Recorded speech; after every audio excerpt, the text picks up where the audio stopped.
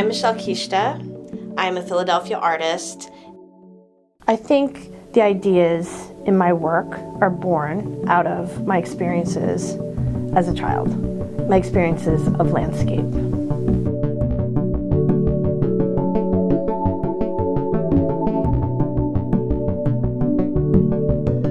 What the work is about is the panel itself.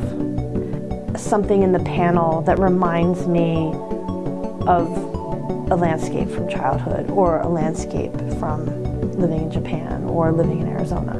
Because again, the landscape is already in the panel, and I'm just there to tease it out. I'm there to find it.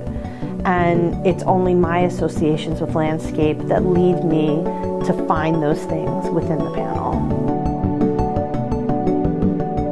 So as my assistant and I were prepping the panels, I started thinking about them. And I was reading a couple of haiku books.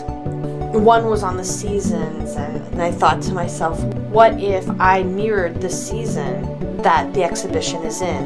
What if I did these, essentially gray and white paintings, and then painted my edges hot pink, let the hot pink glow onto the wall, almost jumping off of the wall, showing the optimism behind the seasonal change.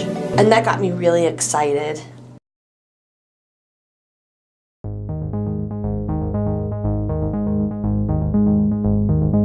Having the show at Urban gave me an opportunity to do something very different and to think more conceptually about my work.